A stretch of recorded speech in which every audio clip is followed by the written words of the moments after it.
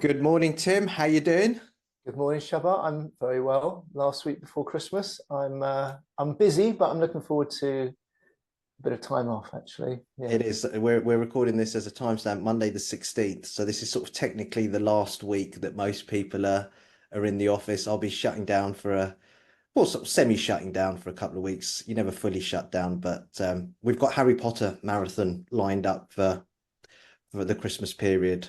All of them. All of them, yeah, Oh, all of them, wow. yeah, all of Oh, them. wow. We've not we, Amazing. we've not watched them on the big TV that we bought a Ah, few months back. So now it's going to be like Harry in all his glory. oh, that'd be great. Yeah, so we're looking Right. forward to that. That'd be good.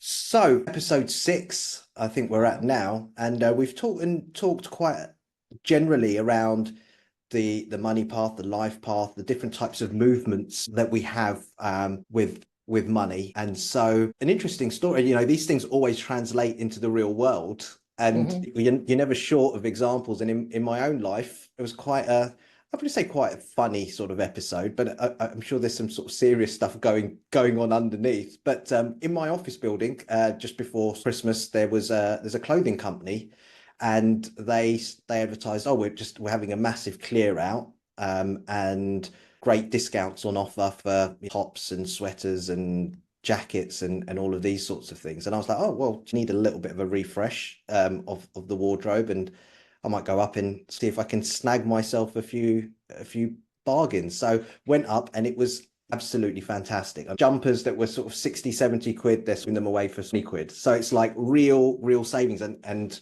the bargain hunter in me was just like feeling elated.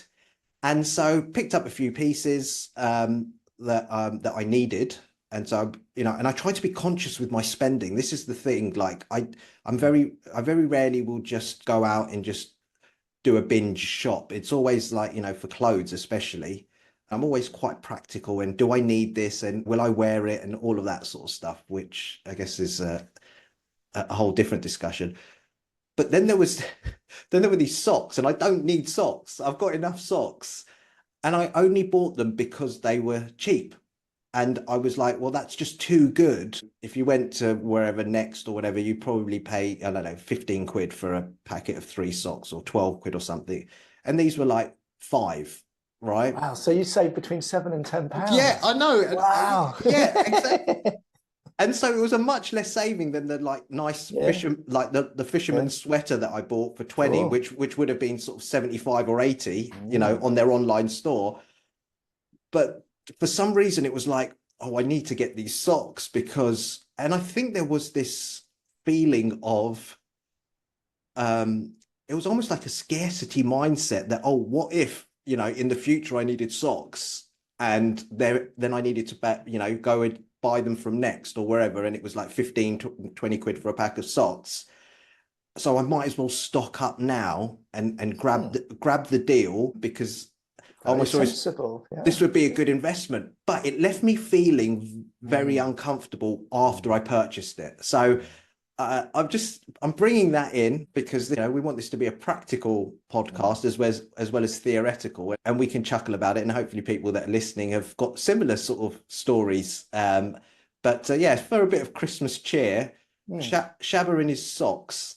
Shabba and his socks. Let's go there. Okay, so first of all, this idea of the problem of money, not the problem with money, but somehow things around money get us a bit, tight, constrained, limited, not feeling free, not in different ways. We find something around money means we don't move through life as fully and freely as we would like. So, what this podcast really is about isn't money, it's about life.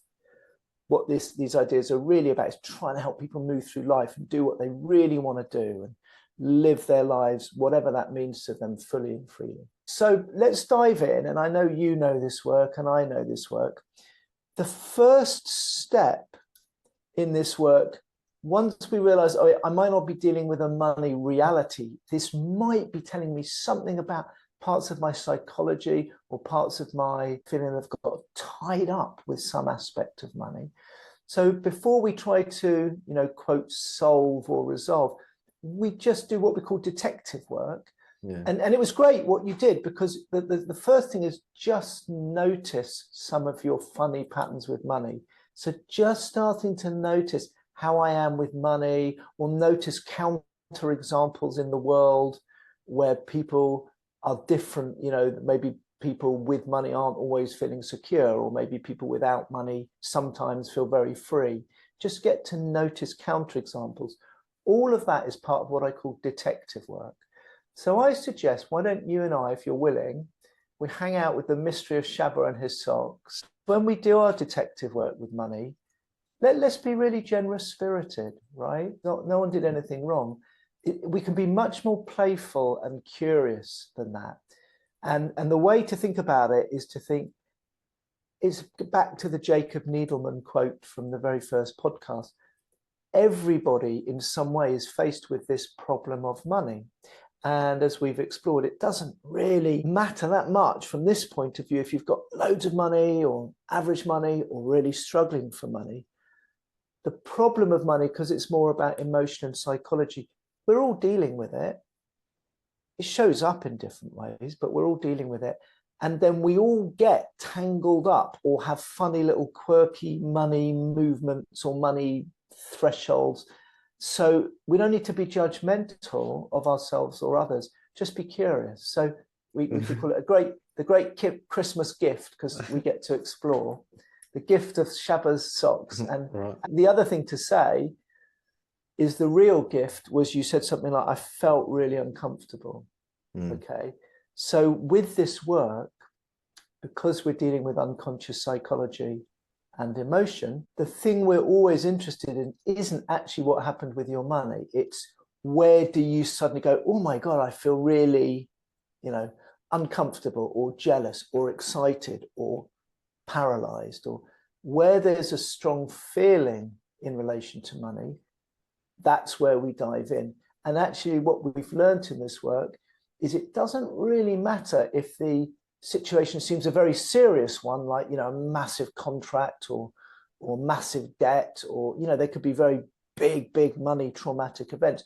But sometimes we can learn just as much that's useful from an apparently small thing, like, I bought sweaters and I felt fine, but then I bought socks and I felt terrible. Right. Yeah. So maybe I just ask you some questions and we. Go for it. So you felt okay about the sweaters? Yeah, quite enjoyed because Yeah. I felt like I've got money set aside within my what I call my intentional spending plan. All right. Yeah. Which is right. This money's for clothes, and I can spend Okay. I can spend it on whatever clothes I like. So if I wanted to buy, all socks with, 100 quid, I could go and do that. Or if I wanted to buy, one really nice sweater, I could do that. And it just so happened that, I had an amount of money in my category for clothes, and this opportunity came up, and I was like, oh, well, I'm going to spend my money here because I'm going to get good value for money. Okay. In terms of going to get some nice jumpers and sweaters, and I've got a nice blazer and all of that. And I was just like, wow, this is just unbelievable. This is like Christmas literally did come early. And then I saw the socks and I was like, I might as well just buy them because they're cheap. Let me pause you, because sometimes with this detective work, it's good to go slowly, right? Okay. And one of the reasons is you've also introduced another quite strong emotion, right? Before we get onto your uncomfortable feeling with the socks. Yeah. You actually used the word elated when you first talked about this. You talked about, I was elated when I got real savings, when I got my sweaters and stuff. And just talking about it now again, I could kind of sense, if anyone's watching this video, see what you think in Shabba's face, but even in your voice.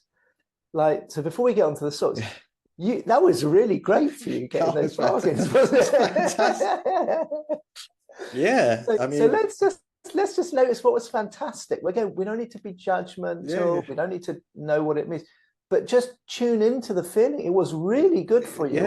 It was getting a bargain. Yeah. It felt really good. So I almost felt like I've cheated the system, because that's interesting. almost like, wow, I'm getting this great quality merchandise at really, really undercut prices. And I think there's a feeling, well, this is going to sound pretty bizarre, but like this isn't available to everyone. So I'm like, I'm really lucky that I'm in this building because they're not offering this to anyone. So there's an exclusivity around the fact Yeah. that no one else is going to be able to, apart from the people in the building that happen to see the poster. Like Yeah. this isn't an online sale. This is like on a, Mm. a need to know basis kind of thing. So it just felt like, oh, this is like a real win. So Yeah. let's, again, I'm just going to pause you just because there's so much to notice. And I want to make the link already to anyone listening. We could, with our old story, go, oh, it's just about socks or sweaters, right? We could have a judgment about what's considered a significant money story, in the podcast, but even in our own lives or in our partner's life or, even a work thing. We might start with stories about what's considered meaningful or significant and what's like, well, what's all the bother? What I would want to say to people is that's going to reflect more about, again, your own unconscious psychology than reality.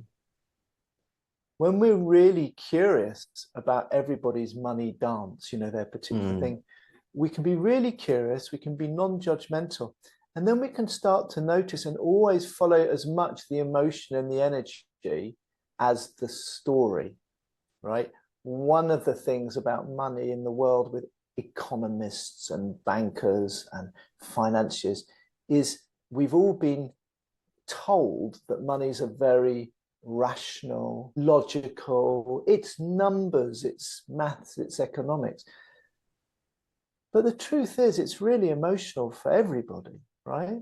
So if you want to move towards a new way of being with money, anybody, let's pay at least as much attention to the emotion and the feeling as the numbers. I would actually say in my work, I probably spend 80-90% on the emotion and only 10-15 with the story.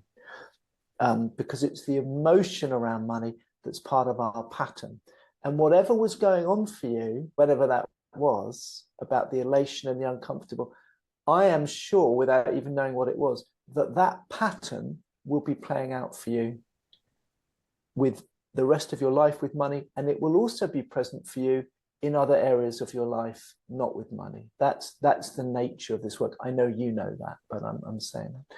So let's hang out a bit with the sweaters before we get to the socks. It's the feeling that this is something that not everyone is going to be privy to or have access to. So I guess that feeds into a feeling of specialness. It's like, you got singled out for a prize kind of thing. Yeah. So I think there's an element of that. Cheating the system, I think it's just Yeah. I think it's I've always liked to like get discounts and grab a bargain. But when it's like quality stuff, I'm not interested in buying, inferior stuff. So it would always be, good quality. So yeah, I think the fact that, oh yeah, this is really good quality clothing and it's like bargain basement prices, that's just like, it's a real win. it's a real win. I think that feeds into some sort of money scarcity within my sort of psychology. I think that having this view growing up, and we've spoken at length. I think I might have mentioned it on the show so far that seeing my dad struggle with debt and the sort of the financial repercussions of that, which were really severe, and that sort of feeling that money's really hard to come by and it can easily be lost. I think I've got scarcity mindset around money, and therefore I think that just plays out in looking for bargains because it's like you get to keep more. I think it was just the joy of grabbing good quality stuff at really low prices. So okay, so that takes us a different. So that's a real bargain. It was just a real It's good, good quality, real bargain. it was just a real good. It's like a good piece of business. So let's just check. We're still going to come on to the socks. Yeah. Um, so does that make, what does that make me? Does that make me like I'm clever because I've done a good piece of business, or I'm special, or just I've got really nice stuff and I didn't have to pay too much money for it? Like could take different people in different directions. Yeah, so I think definitely the last one, just Just, Really it's good just a stuff. fact. It's just a fact. I've got Right. really good stuff, and I And I didn't think have to, it's great. So, I didn't have to pay full price. So great. Okay. that's good. Yeah, yeah, a level of sort of cleverness. I just saw the sign and I was just Yeah. like, but it was like, oh, well done for going up and checking it out, because it seemed too good to be true when you just Yeah. looked at the poster, like £70 sweaters going for 15 or whatever. And it's just like, well, when you see that sort of stuff like plastered around, like usually it would be like, oh, there's a bit of a scam there. And Yeah. so I think it was the feeling at when I saw the initial, little poster in our office building. I was like, well, come on, like pull the other one kind of thing. Like, and I was like, you know what, I'll go up and check it out. And it was more the surprise that, oh wow, like This is this, genuine.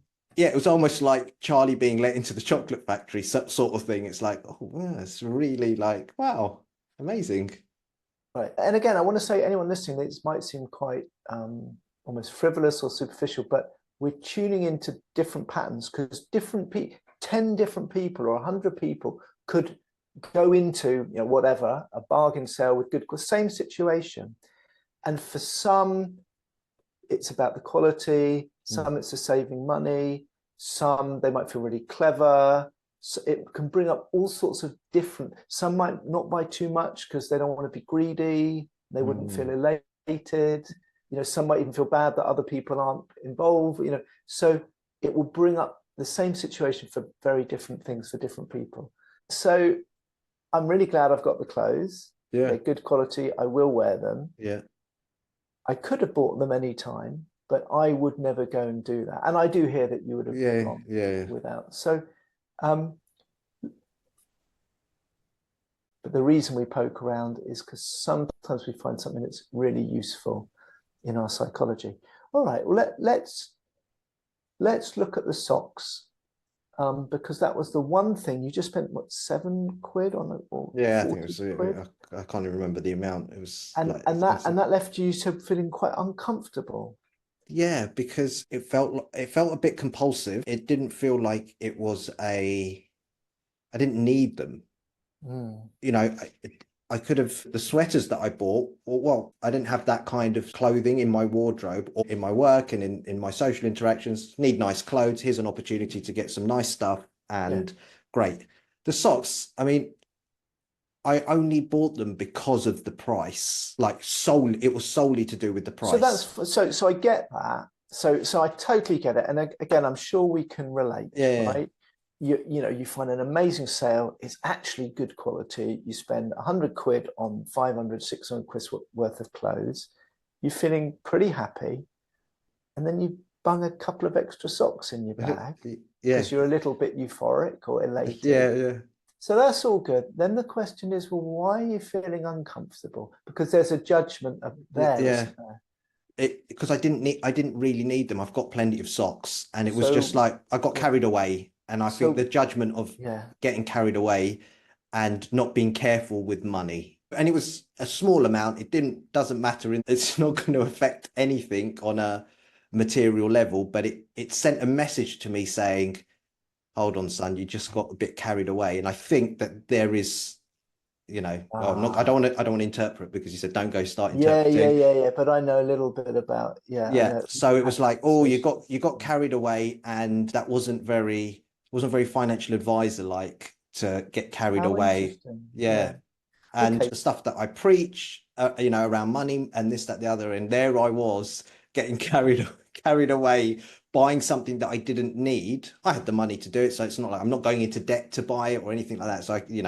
but it just left me feeling a little saddened that I bought something that I didn't really need, and the socks aren't going to make a huge impact on my life in any Okay. way. So, So so I have a feeling the socks and the elation are a bit connected, partly okay, because maybe you bought them because you were in some, yeah, wave of being very happy. So, just to say, some people would say, because we all have a different money pattern, we all have different unconscious patterns. Some people say, oh, I spent 100 quid on really great sweaters.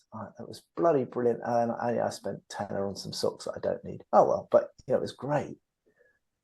But for you, the socks represent something. So again, we're with the energy and the emotion. uh, And I say this to anyone. For you, there was something uncomfortable. So when we need to dive into the stories, and what you're saying, I think, is you're saying it was a bit frivolous. I got carried away. I wasn't careful. These are your judgments. They're mm, not yeah, necessarily no. everybody's. Or I try to be, you said earlier, I try to be conscious with my spending. What's the word for someone who isn't intentional or conscious about money or about anything in life? They might be frivolous or Yeah, carried away yeah, or, frivolous. Frivolous is the word that comes to mind. yeah. Any others about not Yeah, intentional, yeah, careless? That's a good one. So what we're doing, and Shabba knows this, we're tuning into kind of some keywords yeah. behind the story. Are they good words? Frivolous, Yeah, careless? yeah. Irresponsible, is that in there? Or? Irresponsible is another one that would be, Okay, yeah, okay. So what happens is something like this. I think, I don't know, but let's see yeah. what you think. With the sweaters, Mm, I got to have all the fun of buying stuff for myself that's really nice. mm, And I got to really enjoy spending and having, mm, but, but it was intentional. So I was allowed it because it was on mm, my intentional clothing budget list. yeah. But the socks weren't on the list. So they were frivolous and Mm. irresponsible, careless.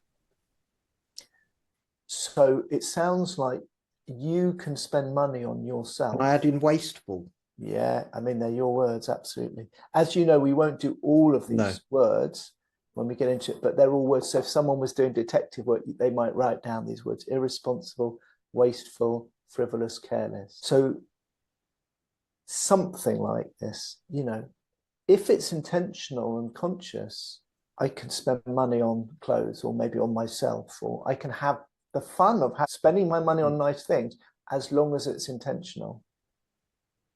But if it's not, I can't do it, or it's naughty or bad to do it because it would be, and you tell me the main words here: wasteful, frivolous, Mm. careless. Yeah, careless, wasteful, frivolous. I think they all carry the same. Okay. So what happens if you say, I think yeah, careless is sort of more at the top. okay, good, Irresponsible as well. okay. Um,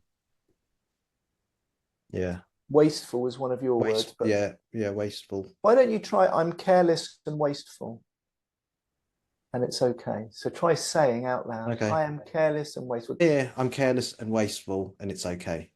and then just breathe. So what Shabba's doing is he's saying this and then he just sees if his body responds with any feeling or emotion. This is where we move from a story in the head to an actual kind of experience or emotional pattern in the body. So it's a bit weird. It's a bit weird when you do it the first time, but I'm then gonna try maybe irresponsible. I'm gonna try using irresponsible. I'm irresponsible. I'm irresponsible, and it's okay. Yeah, I can feel that right in. What do you feel? Yeah. I feel You're like pointing a to your chest. chest. Yeah, I feel like a or a real heavy, like a real heaviness, like Okay. Stay, descend. stay with it. Stay with it. Mm, I'm irresponsible. And anyone listening, we notice different words have different effects. So you tried first careless and wasteful. That didn't so much no, do anything for you. But it I'm did, but irresponsible. Yeah. irresponsible feels just a little bit heavier. I'm irresponsible and it's okay. Yeah, I'm irresponsible, and it's okay.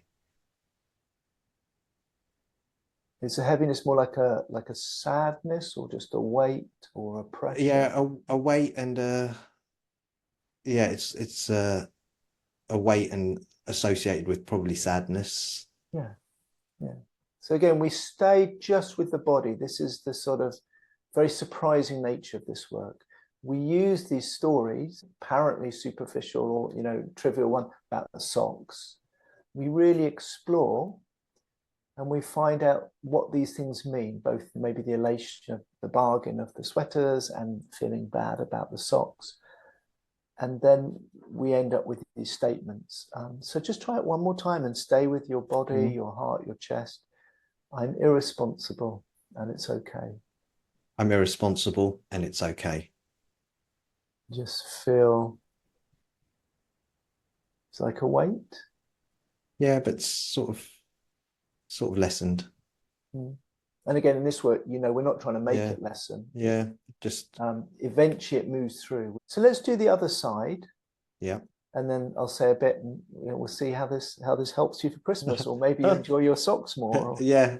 So what was it that you did? Was it that you got carried away? Was it you made a frivolous purchase, just spending money on silly shit? I mean, what's the thing that was... I feel like it was more out of, I think it was a purchase more, not, it's not hoarding, but it's Yeah, on a similar sort of, I'm yeah, buying something um because of a fear of, if I needed them in the future, right. then I'd have to pay like full price for them. So why not Mm, get them now, and mm, you're going to save yourself down mm, the line, which I really detest, because it's this whole mm. buy now culture. So how about you say, I am intentional and conscious with and without buying things I don't need, or with and without being a typical consumer. Yeah. Sorry. Do you want to just explain what we're doing in that? Yes, yeah. Somewhere in your story is an idea that it's good to be intentional and conscious with money, but my guess is you believe it's good to be intentional and conscious in other areas of life. And it's not good to be irresponsible and careless, right? So that would be, psychologically, you form your current personality more around, I am an intentional, conscious man with money, but probably also with religion and with your work and with your family. That's great. But if we're not careful, irresponsibility or frivolousness, or just doing something for shits and giggles, or not worrying about blowing a bit of money, all of that just goes into the shadow. In other words, you don't get to be it because you're invested in always having to be your version of being Mm, conscious and intentional. And what we're saying from this point of view is there's a whole host of life possibilities that come with the energy of being at least sometimes allowed to be careless and frivolous, and just yeah. have fun with money, but also not with money, or just going for stuff, or just being a Yeah. bit Yeah. stupid sometimes, Impulsive. impulsive. All of those sorts of energies that can be useful as well Mm, are less available, let's say, to yeah. you, You block them. someone, right? I've blocked them out. You block them, or you're disconnected. Yeah. Now, what we're saying is that's a deep pattern. Mm, It plays out with money. So you think, well, of course I shouldn't buy the socks, or of course I can buy the sweaters because they were intentional. I can feel good. I'm guessing some of the elation was the bit of you that likes to be impulsive and just buy lots of clothes got it, allowed to come out yeah. because it was intentional. You're right. My guess is you don't get elated through being intentional. You get elated through buying lots of nice sweaters and, Spontaneous. a Yeah. little bit. So again, I'm not, this is very important to say, I am not telling you your life or diagnosing you. I'm trying to explain how the Mm, work works. So to the extent it's true, and we all do this, and then these parts get tied up with money or spending money. Um, if I'm identified particularly with one side, being conscious and intentional, I'm disconnected with the other, maybe being impulsive or irresponsible. We're saying mm, psychologically, it's all good if we can use it consciously. So what I have to say is I am the so-called not good thing, yeah. and it's okay. Yeah, I'm irresponsible, I'm careless. It's okay because I'm Mm, human and these are good energies. yeah. And then you think that I'm intentional and conscious. You think that you might lose, or it might show that you're not intentional because you bought some socks. Mm, You might think that your intentionality was diminished in some way. yeah. Does that make sense? Yeah. And that might feel threatening to you Yeah. Well, because you want to be intentional. And then I bought these yeah. socks and they prove I'm not intentional all the Yeah. time. I've let myself down, kind of I've thing. let That, myself down. Yeah. yeah. Yeah. So the reverse um statement which you said was, I'm I'm intentional and intentional. conscious with and without buying socks, or with and without Yeah. spending money on I'm silly intentional. things. Yeah. Yeah. I'm intentional and conscious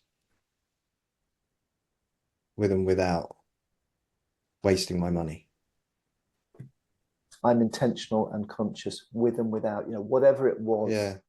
spending my money impulsively or spending money on things I don't need or whatever. Now, I want to tell you the joke of this, right? Go on. We are, what we're saying psychologically, and you know this, is to move through life, we need all of these energies. We need as much of our human potential available. So it will be good for you, Shabbar, sometimes in service of life, to be allowed to be a bit spontaneous or a bit frivolous or a bit impulsive. And if I'm always pushing that away, I'll be more limited in my life. Whereas if when I need to, I can go, I can just go for it in certain ways. And I don't become less conscious by sometimes being impulsive. The joke is you are a man who has just spent an hour reflecting deeply on a purchase of some socks for £7, right? That's pretty intentional. That's a sign of an intentional, conscious man. Do you see what I mean? Yeah. Your consciousness is in you, it's in your attitude to your life, it's in the way you think. Yeah. It doesn't get diminished by buying socks. Yeah. Oh, you're going to make me well up, Tim. Well, that's a sign of something, Yeah. actually. That's meaningful to you to hear Yeah. that, yeah? So, so that's really important for you, isn't it? To hear that your consciousness and intentionality, it's in you. It's not actually in your money.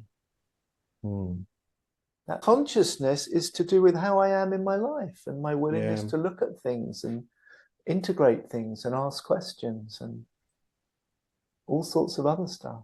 Yeah. What we're saying is important parts of ourselves get tangled up unconsciously with money. And then I might operate for a long time with the story, well, I want to be conscious and intentional, and I am, but only if I avoid certain money behaviors. And if I did something else with money, I'd lose my intentionality. So then I get restricted with money, but I also get restricted in life, actually. The most conscious people, the truly enlightened people, they're not earnest. They're not super serious. They respond to the situation. So sometimes they can be very spontaneous and very light and maybe a bit kind of frivolous, and other times profoundly deep, because they're not dividing between one and another. Yeah. It's fantastic. Such an insight, because we do get fixed on this one modality of being. Yes. And then, like you said, you just neglect the other, which doesn't at all say that you're not grounded in that. For me, intentional and being conscious, etc. It's that's a beautiful. I think it's a beautiful Christmas gift you've given me today. Well, thank you. Well, I mean, you shared it, right? What we're exploring is going much deeper with money stuff than I think is out there mainly, and certainly with most podcasts and stuff.